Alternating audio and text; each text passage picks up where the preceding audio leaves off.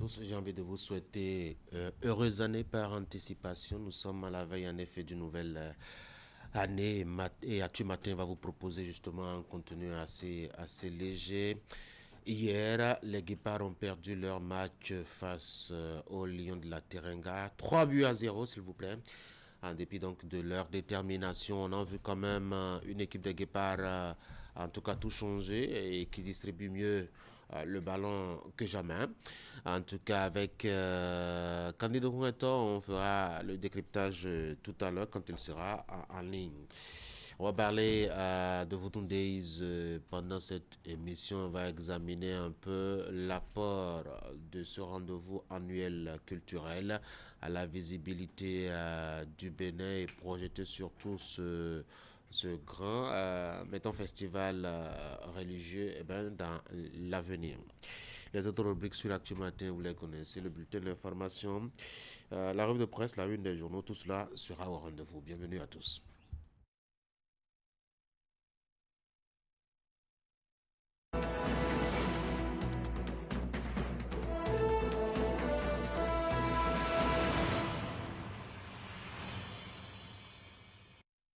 Voilà, c'est le rendez-vous de la une des journaux, le rendez-vous qui vous propose donc de faire un tour rapide des informations à la une des quotidiens dans leur production du jour. Et comme d'habitude, on va commencer par Fraternité qui nous propose un conseil en manchette ce matin, bilan et perspective d'un nouvel an, les clés pour une croissance personnelle.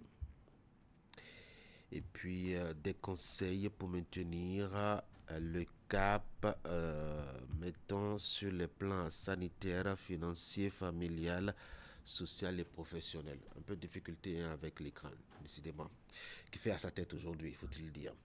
Élections municipales et communales de janvier 2026. Message des partis politiques, mobilisation et gestion des ressources. Et puis nous avons un peu plus en bas, soirée Saint-Sylvestre Carnival, Sobibra et Novotel célèbrent les guépards et la nouvelle année. Affluence dans les salons de coiffure à la veille des fêtes, le grand contraste dans quelques salons parcourus à Abomey-Calavi. On va passer à Dynamisme Info, timide démarrage des campagnes électorales, les partis en lice encore loin des diligences, des défis pour les 20%. La priorité. Voodoo Days, l'Afrique tient son plus grand festival culturel et cultuel. Palmarès, Cannes Maroc 2026, une résistance des guépards face aux lions de la Teranga. Le challenge élection communale de 2026, le BRFCB et l'UP Le Renouveau font des propositions sur l'état mobilisation et gestion des ressources. Cannes 2025, le Sénégal humilie le Bénin, déjà en huitième de finale. Ça, c'est un titre de l'investigateur. Matel libre communal de 2026, message des partis BR, FCBE et UPR. Le quotidien, le meilleur, campagne pour les élections communales. Les trois partis en liste proposent leur stratégie pour la mobilisation et la gestion des ressources dans les communes. Le télégramme Cannes Maroc 2025, les guépards du Bénin retrouvent les pharaons d'Égypte en huitième de finale. Le potentiel. Bilan de production médiatique en 2025, le potentiel des empreintes indélébiles dans tous les secteurs. Visa Info, les guépards en huitième de finale. Informateur, abandon et mort de nouveau-né, un drame se joue à Parakou. Le Soleil Bénin, info communale de janvier 2026, les messages des partis politiques aux élections. Le progrès Bénin, les travaux du quartier culturel et créatif de Cotonou lancés. Le matinal fête du nouvel an à Cotonou, un préparatif, ferveur spirituelle et espoir dans les ménages. Gaskiani Info, Vodundés, des rites sacrés à la fierté nationale. Libération. Béterou, commune de Tchaoro, un système d'eau réceptionné pour plus de 18 000 habitants. Le quotidien La Cloche pour continuer le recrutement d'enseignants-chercheurs en Guinée. Départ annoncé d'une nouvelle vague de 115 jeunes béninois, décidément. Et puis l'événement précis, bulletin unique des législatives de 2026. La Cour constitutionnelle déboute le parti Les Démocrates. La Nation Vaudou 2026, levée de voile sur l'édition de maturité. L'économiste, mise en œuvre des réformes, les piliers de résilience économique du Bénin en 2026. Le soleil bénin faut déjà passer. Voici Fraternité pour la deuxième lecture. Bilan et perspective d'un nouvel an. Les clés pour une croissance personnelle. Des conseils pour maintenir le cap sur les plans sanitaires, financiers, familial, social et professionnel. Élection communale de janvier 2026. Message des partis politiques, mobilisation et gestion des ressources. Et puis,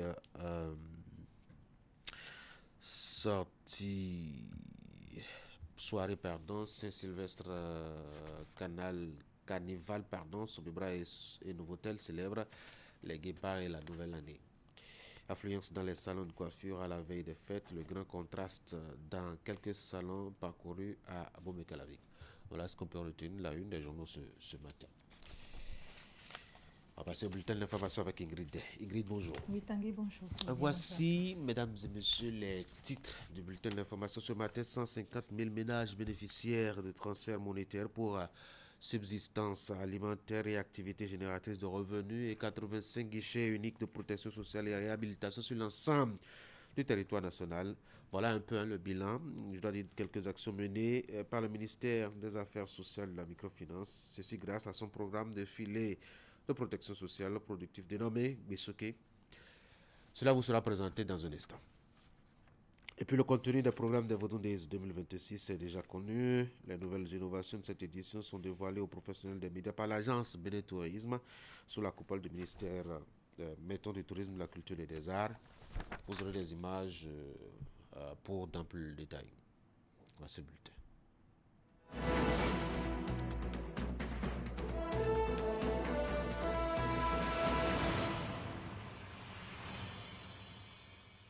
Le programme de filet de protection sociale productive du ministère des Affaires sociales et de la microfinance, Besoké précisément, était au cœur d'un point de presse animé hier à la cité ministérielle. En effet, Tanguy, l'objectif de ce rendez-vous avec les hommes des médias est de présenter le programme Besoké, ses objectifs et le point de sa mise en œuvre. On écoute le coordonnateur du programme, Rodrigue Moutaï Hongpereji. Il est ici au micro de Ouliat Sanoussi et Rachidi Sobero. Le programme de filet de protection sociale productive est un programme mis en place par le gouvernement béninois pour renforcer donc le système de protection sociale au niveau national. Le programme touche quasiment toutes les 77 communes. Alors, qu'est-ce qu'il faut retenir à travers ce programme? L'architecture du programme se base essentiellement à travers 3 axes. Le premier, c'est le renforcement du système de protection sociale productive donc, et l'intégration des services offerts. Il est essentiellement attendu donc, à travers la mise en œuvre de cet axe, non seulement la construction et la réhabilitation des guichets uniques de protection sociale. Actuellement, au niveau national, nous en avons 85. On a 85 guichets uniques de protection sociale répartis donc, dans les 117 communes. Donc, à terme, à travers ce programme, il est envisagé donc de réhabiliter ces 85 guichets uniques de protection sociale, mais également de faire la construction de nouveaux guichets uniques de protection sociale qui sont au nombre de 35. Donc le nombre de guichets de protection sociale passera donc de 35 à 120 au niveau national. Le deuxième axe qui concerne donc le développement d'un filet de protection sociale productif à travers donc la mise en œuvre et le développement des activités génératives de revenus. Cet axe, ce qu'il faut retenir essentiellement, c'est d'abord la mise en place des transferts monétaires donc, au profit des ménages pauvres extrêmes. Ils sont au nombre de 150 000 qui seront donc identifiés, qui vont recevoir donc des transferts monétaires de 10 000 francs par ménage pour les questions de subsistance alimentaire, mais également ils recevront des transferts monétaires de 50 000 francs au cours du 6e mois, mais également au cours du 9e mois pour la mise en œuvre des activités génératives de revenus. Donc, à travers cette composante, environ 900 000 Béninois seront donc impactés. 150 000 ménages pauvres extrêmes Donc si nous faisons un peu le calcul en faisant l'hypothèse que nous avons environ 6 personnes par ménage, vous voyez que nous avons environ 900 000 Béninois qui donc seront donc impactés à travers cet as-là. Alors le dernier as, c'est le développement de la capacité adaptative du programme, donc à travers donc, le relèvement économique. Bien évidemment, ce qui nous est attendu à travers cette composante, ça concerne donc nos compatriotes qui seront donc victimes des chocs, notamment les chocs climatiques, les inondations. Lorsqu'il y aura une inondation, le programme va intervenir donc, pour appuyer donc, les compatriotes donc, qui sont victimes de ces inondations, à travers également des transferts monétaires de 200 000 francs par ménage. C'est un transfert ponctuel de 200 000 francs. 10 000 ménages sont attendus donc, à travers cette composante, à raison de 2 500 par an durant tout le cycle de vie du projet. On reste avec le coordonnateur du programme Besoké qui revient ici sur les réalisations et les perspectives du dit programme. Qu'est-ce qui est fait à date à travers chaque composante? Si je prends un peu la première composante où il est attendu donc la construction mais également la rénovation des infrastructures, à ce jour, nous avons déjà recruté un architecte qui a fait donc l'étude architecturale mais également les études techniques pour les constructions. Et actuellement, nous sommes dans la phase donc, du recrutement des entreprises qui vont procéder donc, à la construction des 35 clubs nouveaux qui seront construits. Ces 35 qui sont repartis donc, dans 26 communes au niveau national, donc tous les départements sont donc impactés. Deuxième chose qu'il faut retenir également, nous avions déjà engagé dans le processus donc, pour les études techniques, pour les questions de rénovation qui vont démarrer bientôt également. À travers le second as, le filet de protection sociale productive, nous sommes partis donc d'une phase pilote. Donc on n'a pas touché directement les 77 communes. Donc 12 communes ont été sélectionnées sur les 77 à raison d'une commune par département. Et à terme, après avoir reçu de l'Institut national de la statistique la liste des ménages pauvres extrêmes qui sont donc dans ces communes, nous avions fait un travail de terrain pour nettoyer un peu la base, faire sortir de la base tous les ménages, les individus qui sont décédés, mais également les ménages qui sont éteints, c'est-à-dire que tous les membres du ménage sont décédés. Et nous avions nettoyé cette base et à terme, nous avions obtenu une base qui comporte globalement 20 621 ménages pauvres extrêmes.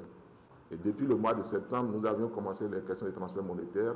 La semaine écoulée, nous avons déjà fait le 4e transfert monétaire donc, au profit de ces ménages pauvres extrêmes. Ils reçoivent généralement 10 000 francs par mois pour les questions de subsistance alimentaire. C'est des ménages pauvres extrêmes. Mais également, nous avions commencé pour les questions du développement des activités génératives de revenus. Nous avions également déjà identifié tous les acteurs qui vont nous accompagner pour donc, développer cette activité générative de revenus. Et nous avions déjà commencé les questions de renforcement des capacités pour, dans les jours, les mois à venir, commencer donc les questions de transfert monétaire. Le 3e as, qui concerne la capacité adaptative, ce qui est fait à ce jour, nous avions déjà fait une étude pour cartographier un peu toutes les zones à risque d'inondation au niveau national. Cette étude a été bouclée et nous avons déjà transmis donc cette étude à l'Institut national de la statistique qui va essayer de coupler avec le recensement général de la population qui est en cours pour nous faire sortir un peu le point de la population qui vit dans ces zones à risque-là. De telle enseigne que lorsqu'il y a un choc, on pourra facilement intervenir et faire donc les questions de transfert monétaire. Autre sujet de l'actualité à présent, la tentative de coup d'État du 7 décembre dernier continue de susciter de vives réactions des populations. 3 semaines après ce putsch manqué, les fils et filles de Tchabikouma dans la commune de Kouandé, sous l'impulsion du jeune cadre de la localité Jean-Claude Mayaba, condamnent la forfaiture avec fermeture. Ils ont apporté leur soutien à Patrice Talon à travers une marche pacifique. Voici les précisions avec Alassane Harouna. Les populations de Tchabikouma, un arrondissement périphérique de la commune de Kouandé, n'ont pas voulu rester en marge de la vague des mouvements de protestation contre la tentative de coup d'État déjoué du 7 décembre 2025. 3 semaines après cet acte crapuleux, les voici dans les rues sous l'impulsion de Jean-Claude Mayaba, jeune cadre natif de la localité, pour condamner avec fermeté ce coup de force et exprimer leur soutien aux forces de défense et de sécurité ainsi qu'au chef de l'État. Nous dénonçons avec la plus grande fermeté la tentative de déstabilisation par les armes survenue le 7 décembre 2025. Nous rejetons sans équivoque toute aventure putschiste, toute violence politique et toute remise en